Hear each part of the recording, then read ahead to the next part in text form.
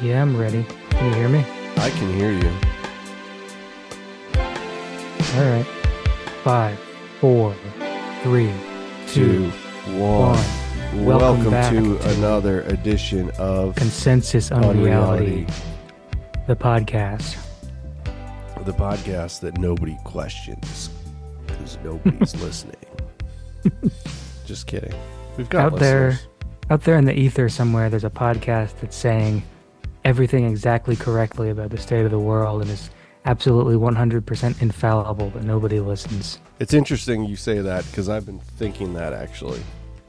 You think that there's a podcast out there like the Borges Library of Babel that's just like always predicting everything that happens? Yeah. Once you see through the black iron prison, you start to notice stuff like that. Yeah. White hats on the horizon of the eschaton. White hats? Yeah, dude. There's no white hats. There's white hats. It's black hats all the way down. Holy moly. Yeah. We're here tonight to talk about some interesting things and concepts. Maybe focus on the idea of time war and revelations concerning time distortions, time manipulation. Time. Just say time. Time. What war? There's no war. It's always a war, dude. Why isn't it a war? How is it a war? It's a war on your consciousness. It's like the beginning of a Bill Cooper radio segment. Hell yeah. That's what I like to hear. It's a war on your consciousness. How about Alex Jones ripped out of his own cradle? And replaced by Tim Heidecker. I haven't actually seen any of that. It's wild stuff. Once you delete Twitter, you kind of you get missed with a lot of bullshit, you know? I mean, I haven't been on Twitter. I just saw it because I was looking when you logged on to your morning ritual of checking out theonion.com. I was looking at the Onion. No, I don't. I guess it is the Onion, isn't it? And I don't really. I guess I probably saw it from Tim Heidegger's feed somewhere. Guess I'll check out the Onion. Good morning, world. What kind of satire are they going to feed me today? I like to start my day with a little satire. George Bush falls off the toilet. Damn. That was unk behavior. Unk slop. We just lost the kids, yeah. I think the kids are dead. Who cares? Fuck the kids. Whoa. What kids? We had like 12-year-olds listening to the podcast. Yeah. We're like, yes, wait a second. George W. Bush, that's unk stuff. Start changing content so that it's like fit for children.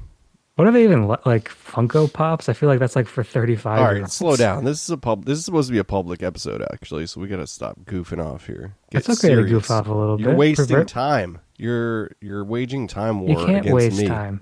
You can't waste time because you can't waste what doesn't exist. Speaking of which, I think that we should say an RIP to Mr. Gordon White. Did you just fucking transition like that? That's insane. Well, because, there isn't really any death. It's something Gordon was fond of saying. Yes, that's true. Something that I actually really appreciate about his whole spiritual practice is its confidence in a sort of, what would you call it, like a commerce with the dead. Absolutely. It's confidence in, a next world, or not even a next world, like a constance of reality. I mean, in joking about that transition aside, I have no problem with the transition. Yeah. In all seriousness, it is deeply saddening to hear of his passing. Really horrible. I mean, I feel like we both probably kind of came up listening to Rune Soup 100% as kind of an early version of whatever this kind of genre of podcast is, and really influential on my, readings in these areas. Jeffrey Kripal was kind of, I first heard about him through Rune Soup. All kinds of people, just like a really, I hadn't checked it out in a while because it kind of became more infrequent. So I kind of fell off. But every time I would check back in, it was still a very refreshing and often challenging intellectually, you know, something that you'd want to kind of like argue against sometimes, but in a very, I think, fruitful way. Even as the format changed from like this interview-based show to a more like monologues on Hmm. subjects, it was yeah, it's very sad. I don't know. Yeah, I think that the world lost one of the most prominent and insightful voices in terms of both magic and probably astrology, right? Yeah, I mean, living currently, in terms of those things. So, yeah, it's a massive loss. Rune Soup was an incredible program. I have to think back to when I first started listening to esoteric podcasts, 14 years ago or something, maybe more than that. Rune Soup was definitely one of those around that time. And yeah, I mean, as you mentioned, like some of the socio-political stuff was at times challenging, but I thought his insights were always interesting, well thought out. right. I And feel like it was always a very thoughtful perspective. yes, It wasn't just coming off the cuff with some reactionary crap, you know. right. No, yeah, he did seem to consider things, and even if I was like, "You're like way off base," I'd still be like, "Well, he has a very coherent worldview that I really appreciated. It's interesting when you kind of come up to someone like that, like you what's the word? Like you meet them at their place and you just kind of have to take from it what you can. And I found that very useful over the years. I'm sure that he helped a lot of people. I know that a lot of people like followed his protocols towards magic and towards living. I mean, he put a lot of stuff into praxis as well in his own life. He was more than just a talking head, like he Yeah. really tried some things and moved around his life to better suit his own personal soul journey, from at least from the way it seems in terms of listening to him talk about it. It's crazy because like it does feel like the kind of thing where like you would always be able to kind of go back to him, probably for the next 30 years or whatever to kind of see what his position is on any given geopolitical or occult subject. And now that's just like gone. It's very creepy. And like, I mean, there's been a couple prominent deaths in this realm recently, but this one feels the most like, damn, like an actual, actually, that's fucked up to say. I'm sorry. Well, it's But this just personally feels like a loss, I feel like. yeah, and it's very surprising. Yeah. I don't know. You would have never expected that. Yeah. I was listening to an episode of an interview with him on the Higher Side Chats earlier today, and it was ironic. It was about 2 years ago, but the episode was about time magic and Right. astrology. Very interesting. I was very saddened when I realized that I wasn't going to hear any new, vocalizations from him. Yeah. It's crazy. Sad stuff, but there is no time. It's an illusion. It's a black iron prison, as put And why by don't I ever Philip have enough of it? K. Dick. Yeah, And why am I always Russian? right.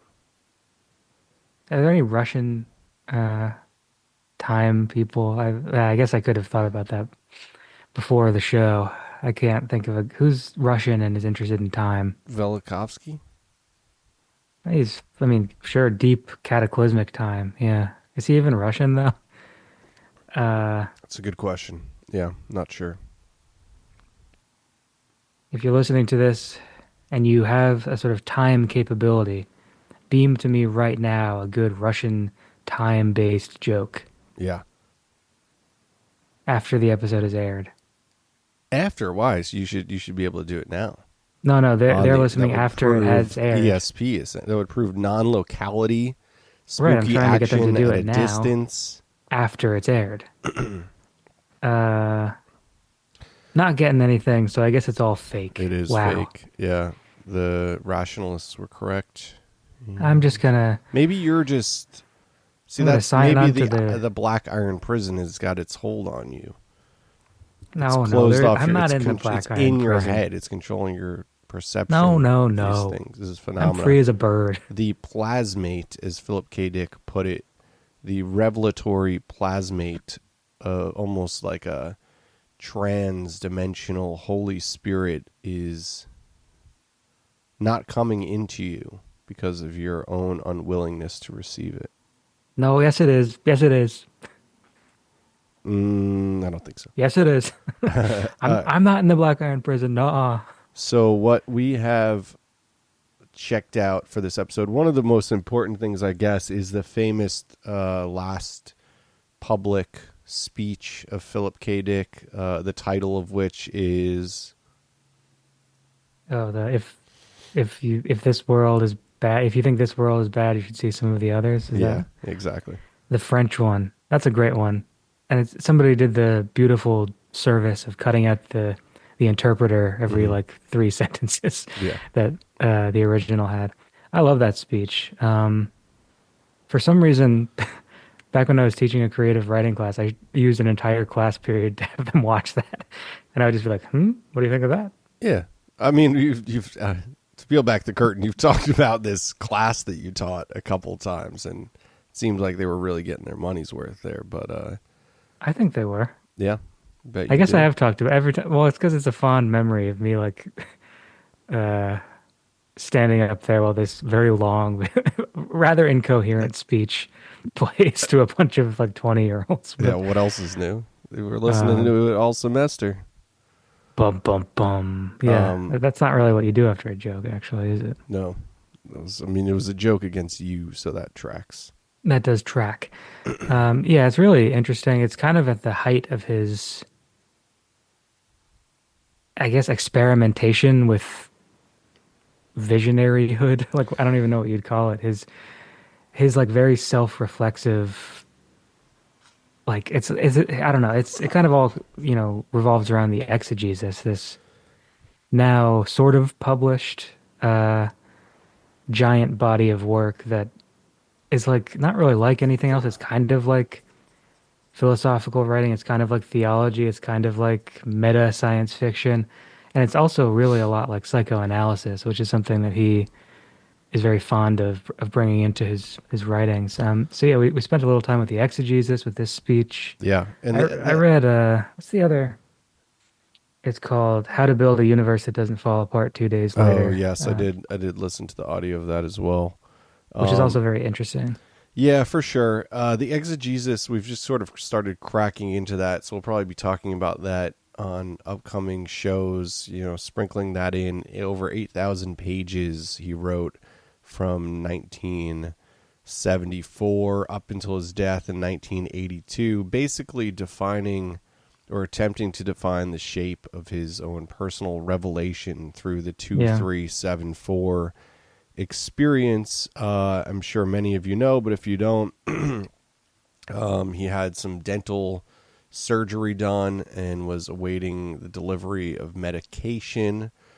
I think he was also during the surgery was given sodium pentothal. Is that correct? I'm just I think that's what it was. gathering that off the dome. But a woman appeared at his door with the medication delivery, and this is also a theme that's constantly repeating in Dick's works and in his life, is this precognitive moment of a woman talking to him about one of his stories, which is also something Right. that happened and that he wrote about at the end of Flow My Tears, The Policeman, and also in the story we talked about the fate of our fathers. Faith. Of our fathers. Yeah, and then when this happened this time, he sees this woman wearing this a Jesus fish necklace, which happens to be a symbol of the early pre-Nicene Christians. Apparently, when they were existing in secret, it was acted as a sort of secret code, or at least I think this is what Philip K. Dick posits in the Exegesis. They were existing in secret, much like Consensus Unreality Patreon subscribers. Consensus Unreality on Patreon. Patreon.com/consensus unreality. Wow, that was an amazing plug where you can find our full 6 year episode archive, 2 exclusive episodes every month, and our print club featuring our printed Journal of Shells magazine. The next one is shipping to mailboxes in June. Sign up now to procure a copy. They are only available at patreon.com/consensus unreality. That's So what I feel like AI ads are going to be like. It's just like they'll fill into the middle of like a show in the middle of the conversation. yeah, uh, I don't know. I think it was a good way to do that.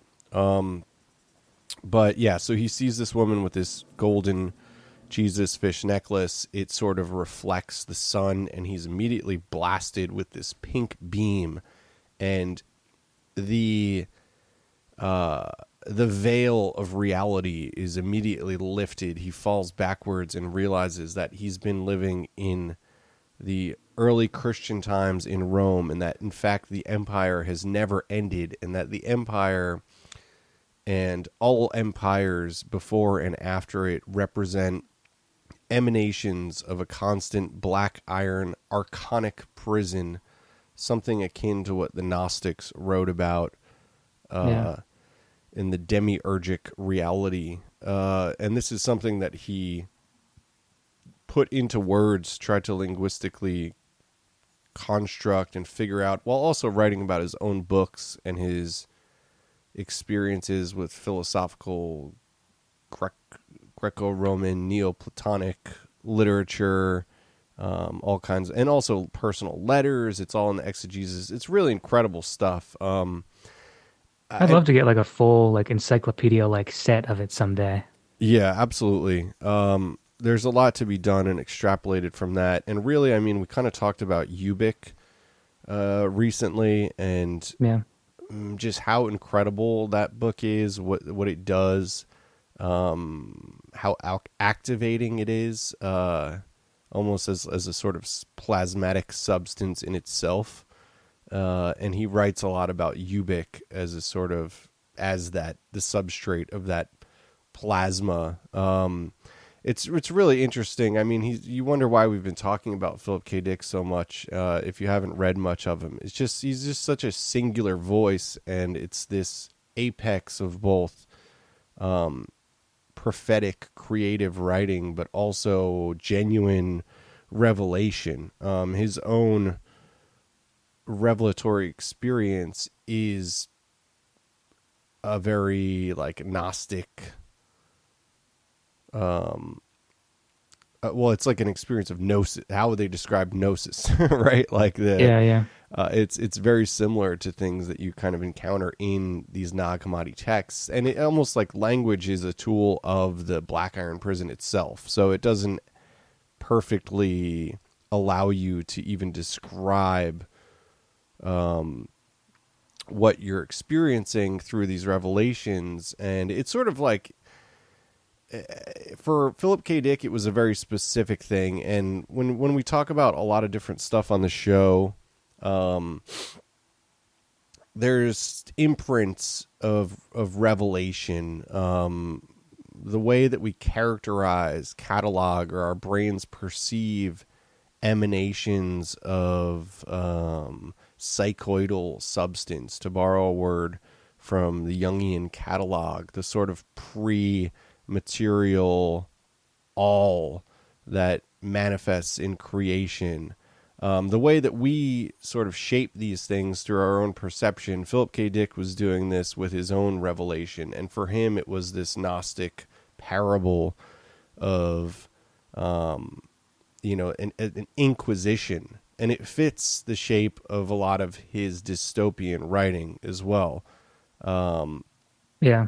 And it's characterized by that kind of fear of persecution, not only of the time and place that he was living in California in the 1950s, 60s, and 70s, but also, I don't know, kind of lost my thought there. You jumping? Yeah. Well, I Enough. don't know.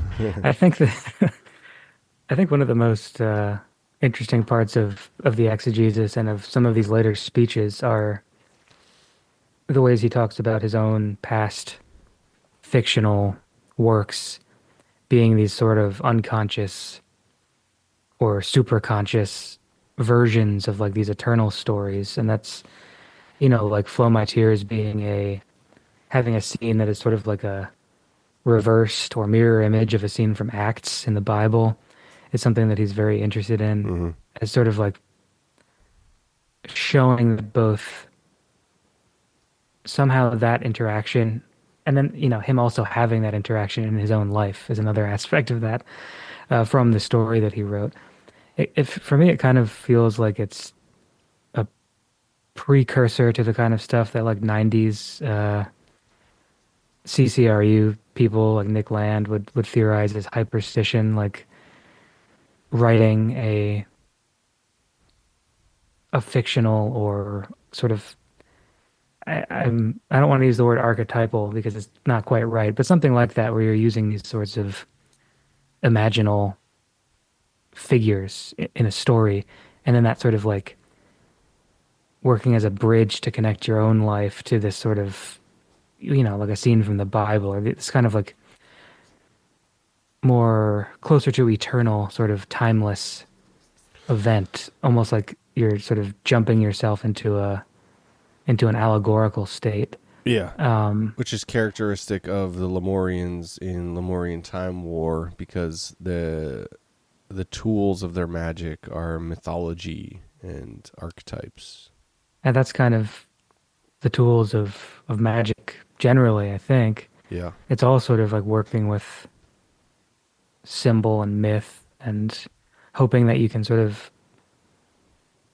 contort yourself into a shape that resonates with like the mythic systems in the eternal sphere. Yeah, and to circle back to kind of what I was ending my point with is borrowing something from the late Gordon White in that last episode with that I was talking about on the higher side chats. He's talking about beings from Sky Country, essentially the idea of non-human intelligence and the way that they communicate or deliver information to humans. And he basically compared it to teaching algebra to a dog. So this is kind of like it's the way that we characterize stuff, whether it be flying saucers or whether it be this Gnostic parable. Right. Those are tools of the transmission. Like that's kind of the setting to help convey something. And I don't really know if that what the ultimate that's being delivered through that transmission is abstract or beyond translinguistic, possibly. I don't know, but it seems like that's Right. potentially what's going on there. Yeah, I don't know. I mean, the language part of all of this is very interesting because, I mean, for someone like Philip K. Dick, it is a very linguistic revelation that he's having. Often these things will speak to him in words, and he describes this what he calls like an AI voice, which is a really interesting thing. And then there's also this figure Thomas, like he has these voices that kind of talk to him, and these very specific phrases that he sometimes has to figure out what to do with. But at the same time, you would think that revelation would be non-linguistic, seeing that language is really just kind of like a ultimately complex version of gesture or something. Like it's really just like a building off of, I don't know, utterance. Like, yeah. Yeah, and he certainly read. I mean, he was so well read on scientific discovery in his Yeah. day. You have to understand that he probably read a great deal about both cybernetics, but also discoveries in physics. So what he's referring to in this speech that we're talking about is orthogonal time, which for Right. him is a sort of it's like a slipstream of time that's You call it perpendicular, like perpendicular. lateral Yeah. lateral time. Yeah. Yes, and this was like a a transfigurative pathway for him. Like it all becomes very um, it's his own blend of Gnostic Christianity, apocalyptic Christianity as well. So for him, it was sort of like this moving through this orthogonal perpendicular time stream was a call back to like the oneness of God. And you have to understand that he was also, at the foot of like Jesus Freak California. So like Yeah. weird Jesus 70s stuff. And all It, the like the James Pike stuff and Absolutely, he was the people extremely close with the figure of James Pike, who, if you and the don't, Episcopalian Church, which he like downplays as like he wasn't that serious about it in an interview I was listening to, but he very much he was. talks about it a lot in the Yeah, Exegesis, yeah, and I kind of didn't, it's interesting. Well, the figure of James Pike, if you haven't heard our previous episode on him, you could go back and listen to that. We talked about James Pike, who was a TV. He had like a local access television program. He was an Episcopalian priest or bishop rather, and he was sort of a controversial figure in terms of mainstream Christianity because he embraced sort of seance culture and psychic culture after the death of his young son, and ultimately wrote this book, The Other Side, I believe it's called, which was his about his communications with his dead son. This was super influential on Philip K. Dick, actually, and so was Pike, to the point where Philip K. Dick thought in this revelatory 2374 experience that Pike himself was coming back through time, crossing over the other side to sort of teach Philip K. Dick. It's an interesting perspective if you've ever read The Transmigration of Timothy Archer, which for a long time I would have said was maybe one of my favorite Philip K. Dick books, and it still is. I just think that, I don't know, I've kind of like come around on some other ones lately. But it's originally, that seems a lot like a book that's both eulogizing and acting as a sort of biography of Philip K. Dick, a fictionalized biography, I yeah. mean, a fictionalized biography of Of Pike, of yeah, James Pike rather. But actually, Philip K. Dick is represented so much in the main character as well, Timothy Archer, yeah, which you kind of like wouldn't really necessarily get that until you look at the exegesis. right, yeah. I mean, he's always putting himself a little bit into these characters. I've been revisiting Radio Free Albemuth lately. I'm not quite finished with it yet, so I'm not going to say too much about it, but which is the first version of Valis. It was sort of like finished, and then he was, thinking, this isn't the right way to talk about this Revelation stuff. I need to write it differently. So he produces Valis and then the Divine Invasion and then the James Pike book. But Radio Free Albemuth is really, really interesting and so, like so much Philip K. Dick stuff, so prophetic about the time that we're in right now.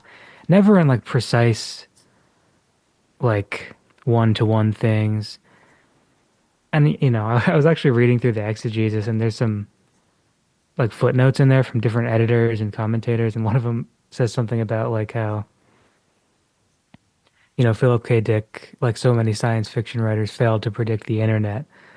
Um, but that, in the Valis is actually the closest that a lot of people ever really got to predicting the internet because of how it works. But I find that kind of silly. And I think we've talked about that before, how like actual predictions of actual technology are not really the point of science fiction. But Yeah. I really like in Radio Free Albemuth, like just how spot on it is for living in like a surveillance state, basically, and like a or whatever it is that we live in. It just captures something about the essence of the paranoia that has become commonplace. Even if we don't have, like the same exact kind of media, and he's still talking about television and stuff like that. It's more like the feeling of it is captured Yeah. way better than in anything that like supposedly predicted like an internet, you know? Yeah, I mean that's a whole fascinating conversation, and I mean the real goal of a quote unquote surveillance state is to have the surveillance be in your head, right? Like I mean it's to create Sure. the idea and reprogram you with the fear of like precognitive, thinking about the way, and that gets into that whole Right. dark forest theory of the internet, dark forest theory of reality kind of thing as well, Yeah. which is this sort of aversion to outwardly, you know, taking risk by saying things that would have normally been considered not even just free speech, but like, casually open opinions at one point. I mean, the Um, downside of moving our entire culture onto a surveillance platform is that even if they're not watching, it's like there's really no distinction between whether or not you're being recorded or watched because you always might be. So, yeah, and I yeah, mean, that's the cybernetic feedback loop anyway, right? right. Is to like reprogram you so like over time you don't have the averse thoughts to begin with because you've weeded It them is out like, yeah, because of risk uh, aversion. behavior modification in the way that people think about something like MK Ultra. Uh, we're very much past that, I think. It's been a very big success, and they didn't even really need drugs. No, no, no. I mean, the more you read about like cybernetics, it's just and it's such an old I love cybernetics. I concept, mean, yeah, like that. Not that it's one concept, but like the thing starts almost 100 years ago now. yeah, Um, World War II ish. Uh, when Norbert Wiener coined it, really working on like missile type stuff, and the tracking systems for the military and that sort of thing. it's fascinating Uh, how yeah, I mean Wiener and cybernetics sort of took off. But like it's very popular to see this idea of like the many worlds theory right now being propagated and sort of used not only in fiction but also considered in physics and sure. science. But when forgetting his name now, I sent it to you earlier. It's I'll have to look it up. But when hold on one sec, just good podcasting here.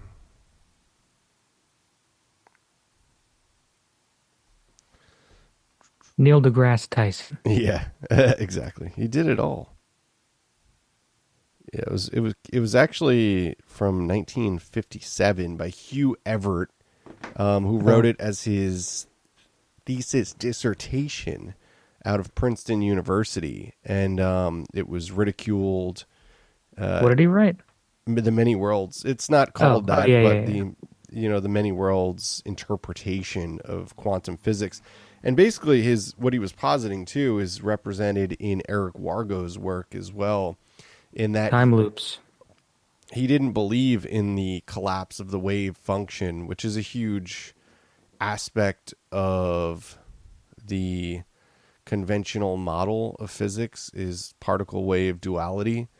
Hmm. But in the many worlds interpretation, there is no collapse of the wave function. There's just non-interaction between an infinite amount of quantum branches.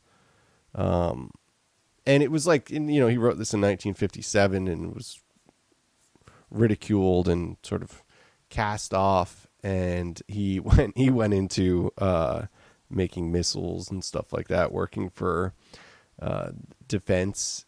That's where And the money is. sure. And now like that, and he died as sort of tragic. He had a sort of tragic family life death Hmm. series of stuff a little bit at the end.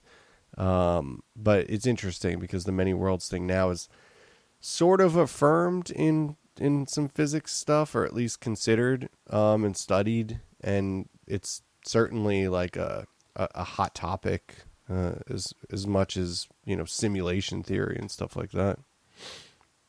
Hot topic, huh? Yeah. Um, yeah. So what? I mean, obviously, time has a lot to do with the Philip K. Dick stuff, and or the non-existence of time, kind of like the not the cliche, but sort of like if anybody knows anything about Philip K. Dick's sort of exegesis saga, Valis, and all of that, this idea that the empire never ended and that we're still in this sort of immediately post-crucifixion world. That is like kind of what they would know. They know about the pink beam and they know about, we're actually in Rome. But what does that what does that mean? Like I feel like what does he mean by that? Well, how does that what does that have to do with time and what does that say about his understanding of time that we're sort of living in this very Gnostic concept of like a trick world, like Yeah.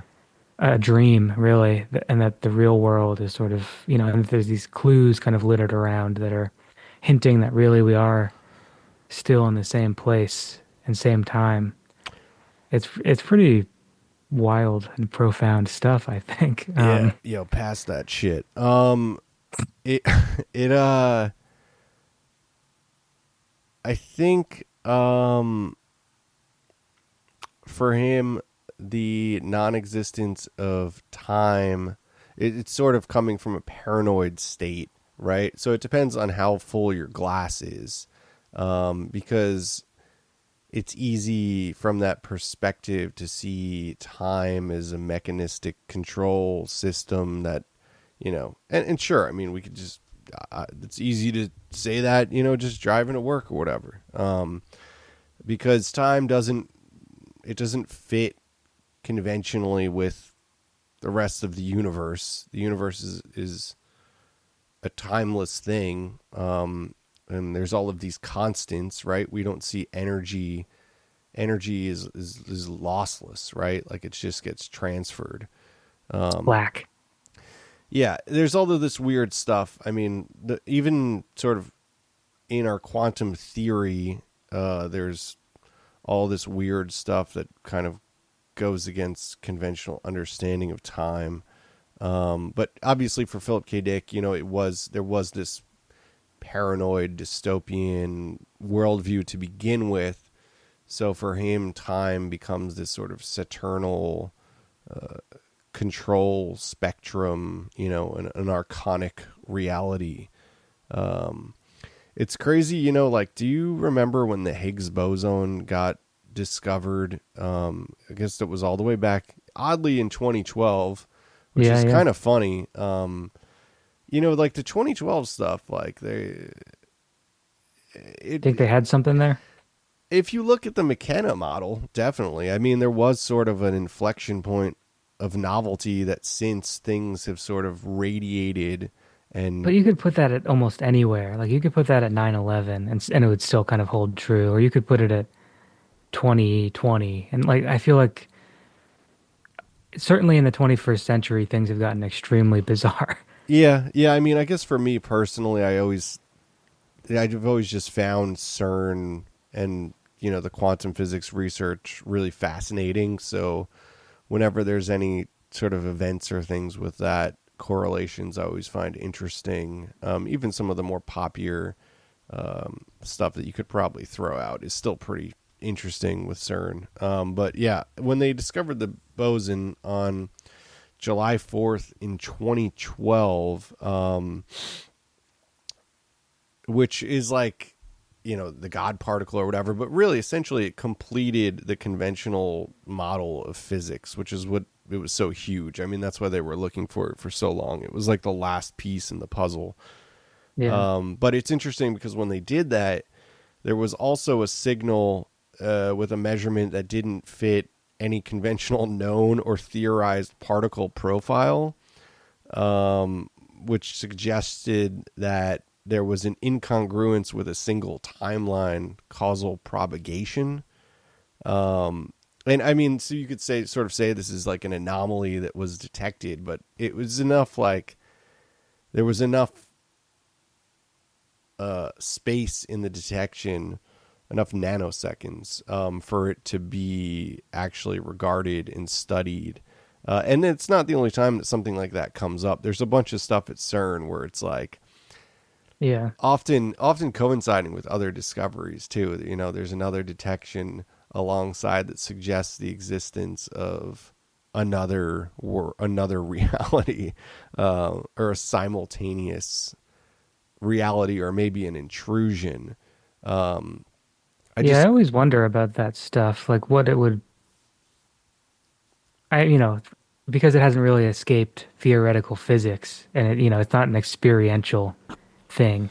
So it's interesting to me to think because like you're right, it's so popular in, popular culture right now and in fiction, this idea of like alternate the many worlds thing. universes. Yeah, yeah, Yeah, and so it's always sort of portrayed as a physical other place, like you go through a portal into this other place. But when I'm thinking about it, that doesn't really make sense because it just, I don't know, it doesn't make sense because the physical reality is part of this thing that we're in right now. So why would it have, you would think that maybe it's an entirely different or simultaneous kind of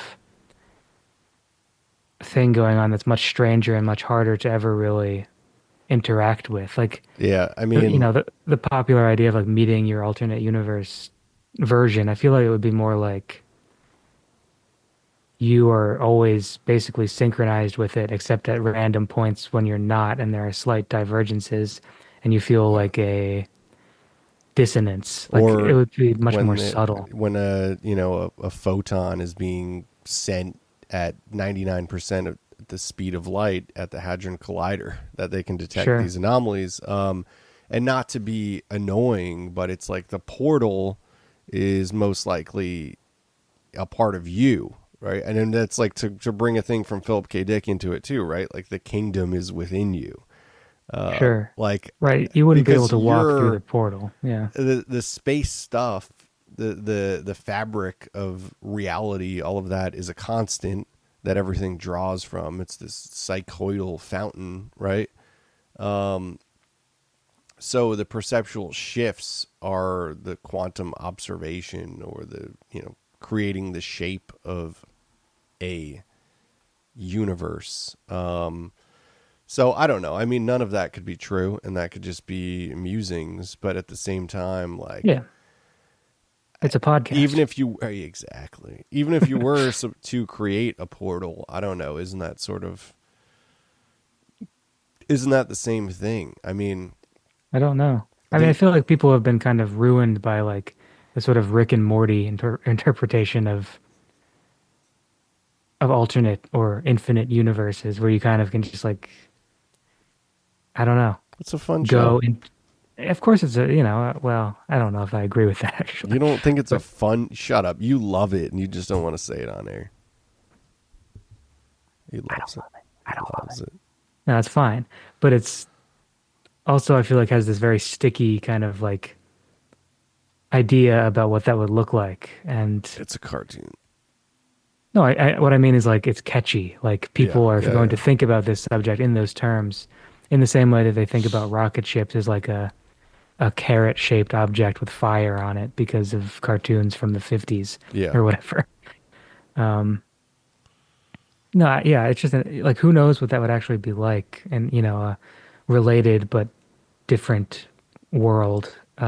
Yeah, I mean, I think the probably the problem is the way that we're thinking about matter, Right. and And time, and whether or not, if it's a mirror version and we all meet the other version at the end of our lives or whatever, or other sort of dorm room musings, um, well, that kind yeah, of thing. I mean, certainly, like, don't quote me on any of the science stuff, of course, but at the same, it's not our specialty, folks. But at the same time, like, there's a lot of discoveries that are not theoretical, that are just so strange. Not only things like spooky action at a distance, where you have a relationship between particles responding to each other in a fragment of time across the distance of the universe, make sense of that. But also there's like asymmetry between matter and dark matter, which means that like there isn't this mirrored objective split in the universe. There's this weird like entropic gap in size between mass and time. Right. It's very strange stuff. And I mean, our conventional physics only really speaks to 5% of the actual universe itself, which should tell you something. But I don't know. Getting back to Philip K. Dick and his experience, what do you think? I mean, it's weird, like, if he wasn't a writer and you sort of see this experience as being just for him, because it's not. I mean, this experience becomes for so many people, and it's why it's like this, it's a vortex within itself, because so many people like us are drawn into it. Right. So I think that's the purpose of revelations like this, or of visions that are then expressed, is to, I don't know, yeah, transmit, be a portal. yeah, Yeah. or transmit something, Yeah. So I think that, I don't something know. I Christian. mean, did he ever want his exegesis to be published? Like, I mean, he wanted the books to be published, obviously, and that's, you can really get a sense for the whole enchilada by reading Valis. Yeah, yeah, and it's represented in a lot of other stuff too. And I think even like it's weird because what year Ubik is 1967 or something like that? Oh, look. Ubik, 69. 69. Yeah, and I mean like it's pretty well represented in Ubik. Yeah. In a very fun way too. I mean, if like that, probably is his best novel just in terms of like sheer I don't know. creativity and It is like the very good. force of it is incredible. Yeah, it just does something. It's activated. It's more than a book, I guess. I mean, I really, there's so many that are so good. And Oh, from for all over sure, for sure. from And his it's good whole, to have like, your own personal favorite, but I just think Ubik it is is. like, and I think it like most people would agree with that, but it's just on another level of what it does, and You it think so? has that Gnostic reality. Yeah. I still haven't read, The Android's Dream of Electric Sheep. I really need to. Yeah. All we got is time, buddy. We don't actually have time. Yeah. Right. Huh. What's the joke about time? Oh, I don't know. Is like, there's a joke? Yeah. What is it? It's like a riddle, actually. Oh, I don't know. What can you never have enough of, and blah, blah, blah. Oh, yeah, I don't know. What can never, when you run out of it, there's no And more. he's Russian, too. And And he's a Russian guy. what can they never find in Moscow? Taking away the moments that make up the dull day. What? Pink What? Floyd? Oh, Pink Or what are Floyd. they not cool anymore? Were they ever cool? Come on, Man, dude. Stop trying to identify with the kids. do the kids not like Pink Floyd? Yeah, they probably think that's unk shit. It can't be unk shit. And It's they're got to be right. like Yeah. grandpa shit. Granddad shit. What else did we look at? I mean, we don't really need to get into we've talked about the CCRU, hyperstition, time war stuff. It's interesting. I revisited Lemurian Time War. I just don't have anything more to say on it than what we've already said about it. Kind of. I certainly don't either. For me, it's enough already. You could go back and listen to our previous episode about that. It's called Breaking Time Grid. What about the time cube? You're a fan of that, huh? Time Cube. Yeah, there's that. Well, that's Yep, that that's whole out thing. there. I forgot about that. The whole Saturnal Time Cube thing. I Time don't want to be in magic. a cube. Time magic is interesting. I mean, what do you think of sort of the grand paranoia of the AI cultists who think that there's a sort of super intelligent, godly AI at the end of time that we have to, The basilisk. yeah, that we have to build lest we be punished.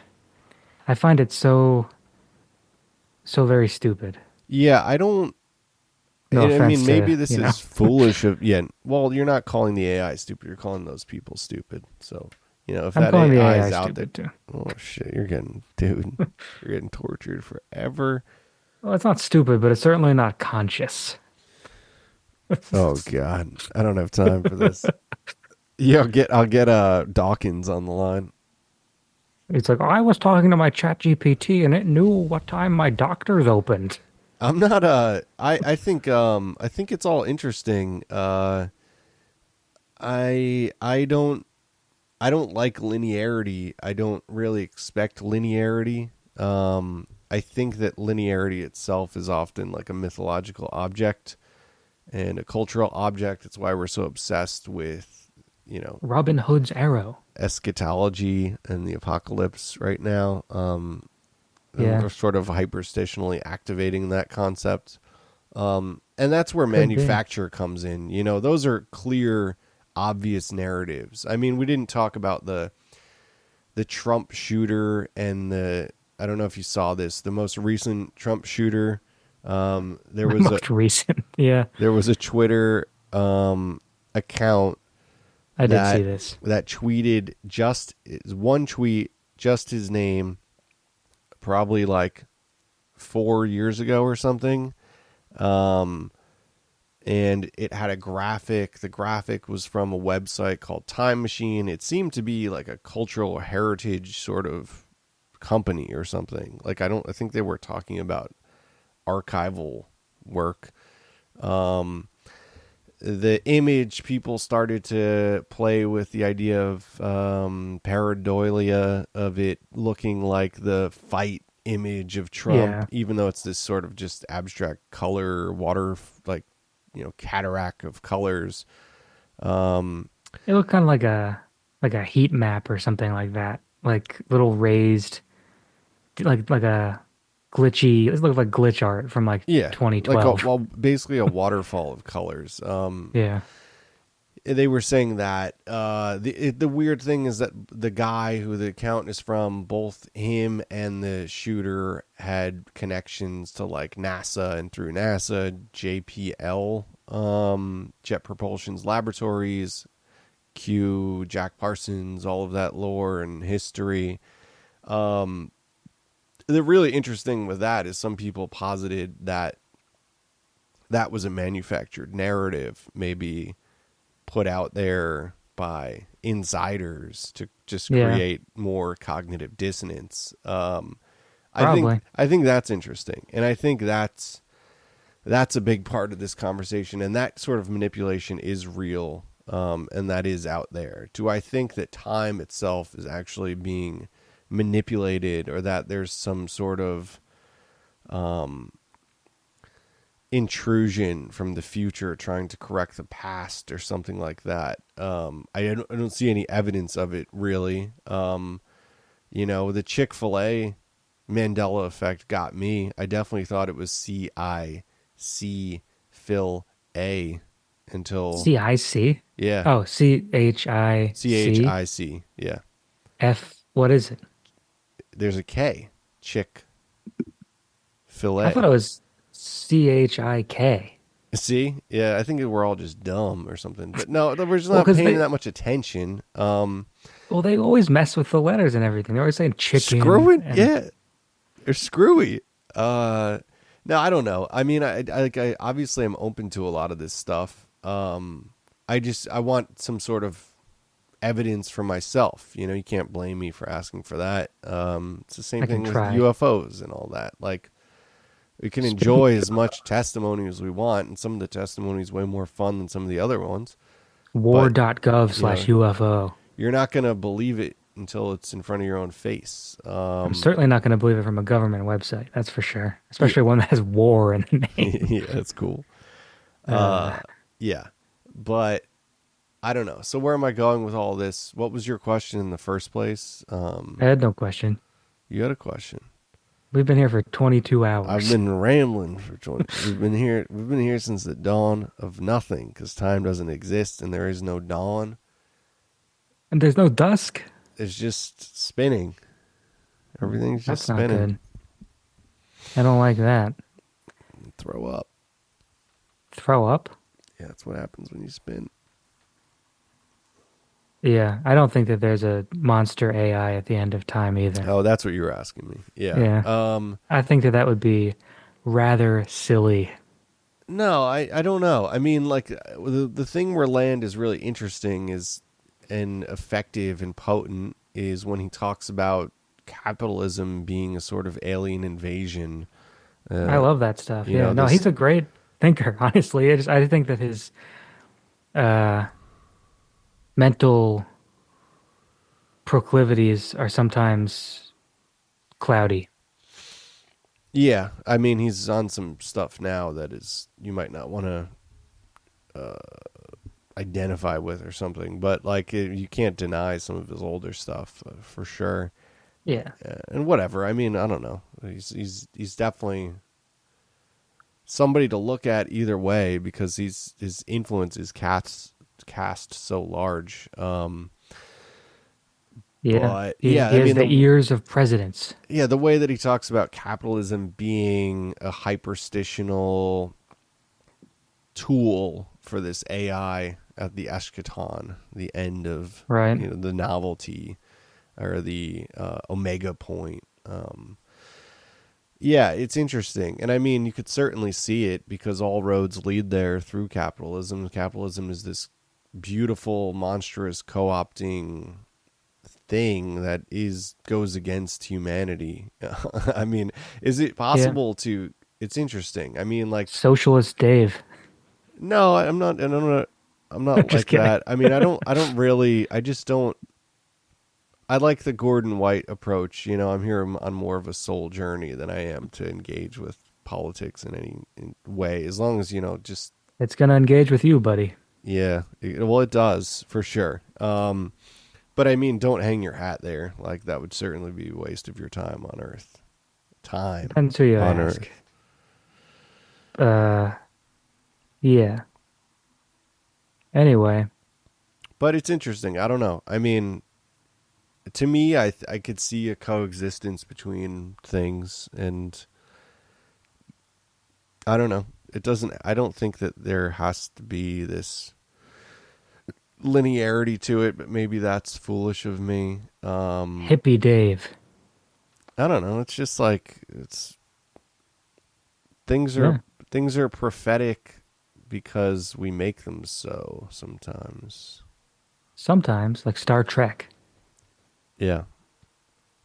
and Star War. Apparently, for Deep Space Nine, they ripped off Babylon 5. I heard this. Robert Guffey was talking about this on the farm.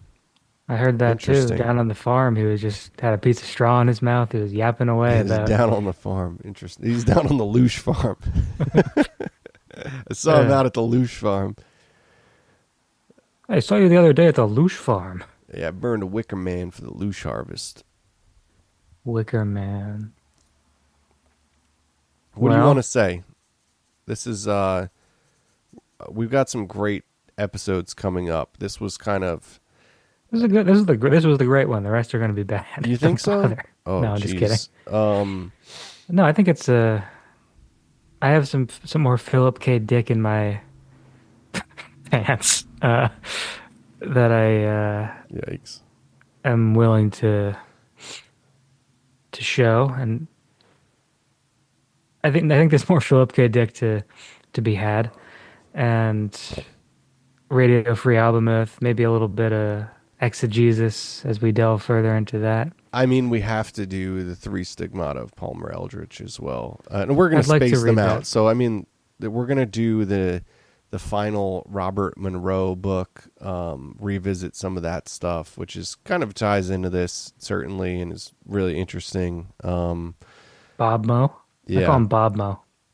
I also want to do an episode about radio communications with non-human intelligence, because there's a whole history of that. And I also just watched Contact recently. What did I just watch that had to do with that? I don't fucking know. You know. I don't know.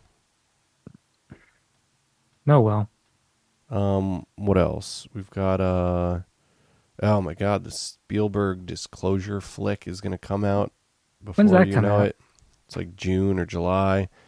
I don't want to see that. That looks scary. I'm hyped, dude. I like to go to the movie with a purpose, like it'll be exciting to to go there for that reason. Yeah. With the It's Diana gonna be Pasulka classic. book is coming out too around that time. That's exciting. Yeah. See what she's been up to. So we've got a lot of shit on the horizon.